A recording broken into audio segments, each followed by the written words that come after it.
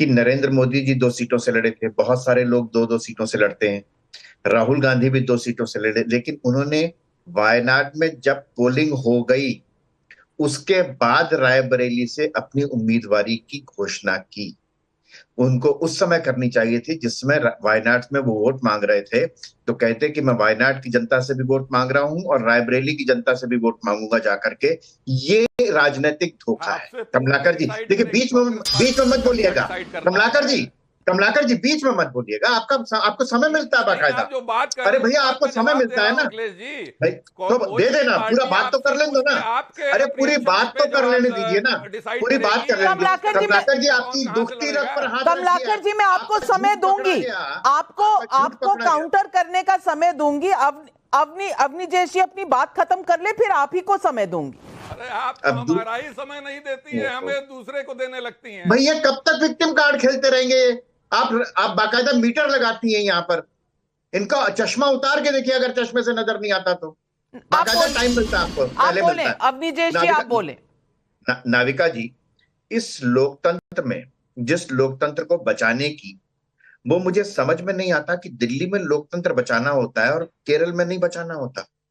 केरल में तो जाकर के वो कहेंगे कि सीपीएम का जो मुख्यमंत्री है, उसकी लड़की है, उसकी उनकी जो बेटी है, उसके खिलाफ कांग्रेस आरोप लगाएगी भ्रष्टाचार के, लेकिन दिल्ली में आकर के उसके लिए वोट मांगेगी। दिल्ली में आकर के कहेगी हिमाचल में हम उसके लिए वोट मांग रहे हैं। ये लोकतंत्र है।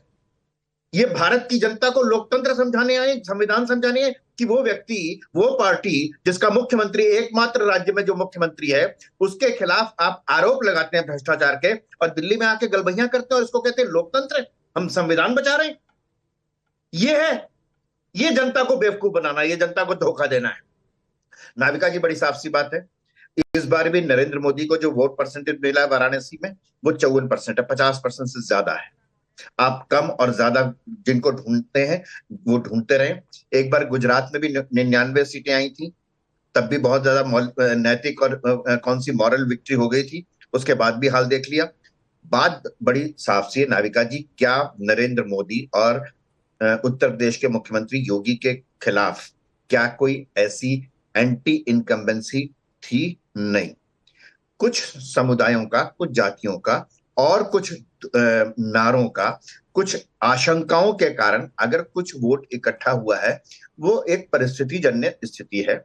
और आप जैसा कि आपने कहा कि और मोदी और पर योगी मिलकर के बात कर लेंगे। परिस्थिति पहचानने में चूक हुई, ये भी तो मानना पड़ेगा अवनीजेश अवस्थी जी। सवाल ये है कि ऐसा क्या हुआ, और भीतराघात की बात हो रही है तो इस पर भी गौर करना पड़ेगा, इस पर भी सवाल पूछे जाएंगे और इन सवालों के जवाब मिलने पड़ेंगे। लेकिन कमलाकर त्रिपाठी जी, आपको क्या ऑब्जेक्शन है अवनीजेश अवस्थी जी की बातों से? आप दर्ज कर दीजिए, उसके बाद मैं अमीक जमाई जी के पास जाऊंगी। मैं तो दर्ज कर चुका, और अभी ये जो बात कर रहे थे लोकतंत्र बचाने की, जिस मुख्यमंत्री बीएस येदियुरप्पा पर भ्रष्टाचार से लेकर के और पॉक्सो तक का केस चल रहा है, उसके साथ गलबहियां करते हैं। ये नॉर्थ ईस्ट में जिस सरकार के लिए एक दिन पहले तक माननीय गृह मंत्री जी ये बयान देते हैं कि इससे भ्रष्ट कोई सरकार नहीं है, उसके बाद उसी के साथ मिलकर सरकार वहां बनाते हैं प्रदेश में, और जर्नलिस्ट के क्वेश्चन को इवेट करते हैं और कहते हैं मैं इस पर जवाब नहीं देना चाहता। अरे भैया, कांग्रेस, ये इनका जो दोहरा चरित्र है ये सबके सामने आ चुका है। हम लोग तो बंगाल में भी ममता बनर्जी जी ने अपना अलग परफॉर्मेंस दिया, वो आज भी इंडिया गठबंधन के साथ हैं।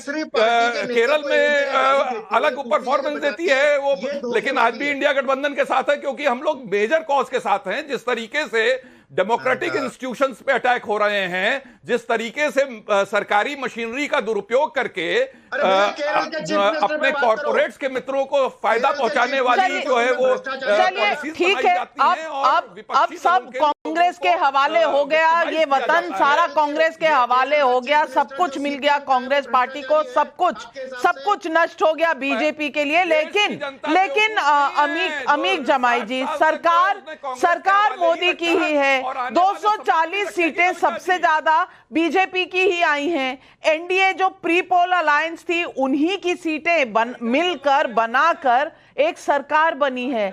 लेकिन फिर भी परिवार परिवार परिवार प्लस परिवार वर्सेस नरेंद्र मोदी लोकसभा में। मैं पूछना चाहती हूं क्या यही रहेगा माहौल पार्लियामेंट में भी, लोकसभा में भी? एक तरफ अखिलेश जी और डिंपल जी, दूसरी तरफ भाई और बहन, और मिलकर लड़ेंगे उनसे जिनके खिलाफ लोकतंत्र के तोड़ने के इतने नारे लगाए थे, जो हार चुके हैं।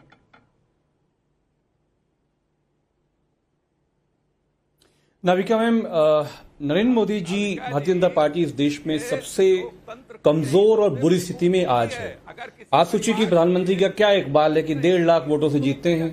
अगर ये बाबा डिस्ट्रिक्ट मजिस्ट्रेट और बाबा ईवीएम का आशीर्वाद नहीं होता तो प्रधानमंत्री चुनाव हार रहे थे। आप देखिए कि बगल में धर्मेंद्र यादव जी, वो इनसे ज्यादा वोटों से जीतते हैं। और हमारे उत्तर प्रदेश की सोचिए कि बहू बेटी, देश की बेटी डिंपल यादव साहिबा 2,20,000 से ज्यादा वोटों से जीतती हैं प्राइम मिनिस्टर के सामने। हमारे देश में राहुल जी 3,80,000 वोटों से जीतते हैं। तो प्रधानमंत्री जी बेसिकली 10 साल जो उन्होंने कॉर्पोरेट प्रेस जो नीतियां जो उनकी थी, किसान विरोधी नीतियां, युवाओं के विरोधी नीतियां, SC, ST, OBC और संविधान विरोधी जो नीतियां थी, उसके खिलाफ उत्तर प्रदेश में बहुत गुस्सा था। आदरणीय अखिलेश यादव जी के नेतृत्व में उत्तर प्रदेश की जनता खड़ी हुई और इंडिया अलायंस का जो ये साथ बना, उसने आज नरेंद्र मोदी को यहां पे लाके खड़ा किया है। समाजवादियों का देखिए बहुत छोटे छोटे 2 सवाल हैं। शहजाद अगर जवाब दे सकते हैं, कोई जवाब है तो दे देंगे, कि एनडीए का कन्वीनर कौन है, एनडीए की नीतियां क्या हैं, एनडीए का कॉमन मिनिमम प्रोग्राम क्या है। नीतीश जी का सेंसस चाहते हैं, Nitish ji uniform civil code पे उसमें बदलाव चाहते हैं, नीतीश जी चाहते हैं अग्निवीर योजना खत्म हो। प्रधानमंत्री जी को वाराणसी से आज कम से कम कुछ न कुछ ऐलान करना था, लेकिन उन्होंने ऐलान नहीं किया। तो वाराणसी के आसपास के लोग समझ गए हैं कि ये रिमोट कंट्रोल्ड सरकार जो कि आंध्रा से चलनी है, जो कि पटना से चलनी है, ये हम वेट करेंगे कि जब ये कॉमन मिनिमम प्रोग्राम आएगा उसमें नरेंद्र मोदी जी क्या करने जा रहे हैं। और ये बहुत अच्छा समय होगा भारत की संसद में कि जब प्राइम मिनिस्टर साहब होंगे उत्तर प्रदेश से राहुल जी होंगे, आदरणीय डिंपल यादव साहिबा होंगी, आदरणीय अखिलेश यादव जी होंगे। चलिए, तो जिस तरह से अखिलेश जी ने उत्तर प्रदेश की सदन में बहुत सारे आपने सवाल पूछे अमीक जमाई जी, लेकिन मैं पहले थोड़ा सा ये क्लियर कर दूं कि आपने डीएम की और ईवीएम की बात कही। तथ्य हो तो कोर्ट चले जाइए, तथ्य ना हो तो इस तरह की बातें ना कहिए, क्योंकि उन्हीं ईवीएम उन्हीं डीएम से आपकी पार्टी ने 37 सीटें जीती हैं। वैसे ही डीएम लगे हुए थे, वैसे ही ईवीएम्स थे बाकी जगह पर भी, लेकिन आपने बात कर दी रिमोट कंट्रोल की। मैं थोड़ा पूछना चाहूंगी शहजाद पूनावाला जी, आप अपने रिमोट कंट्रोल का पता बता दीजिए अमीक जमाई को, साथ में मुझे बता दीजिए और दर्शकों को बता दीजिए कि अगर इनकी सरकार आती तो रिमोट कंट्रोल कहां पर होता? चेन्नई में होता, कोलकाता में होता, रायबरेली में होता, या लखनऊ में होता? कहां होता? आज जरूर बता दीजिए दर्शकों को।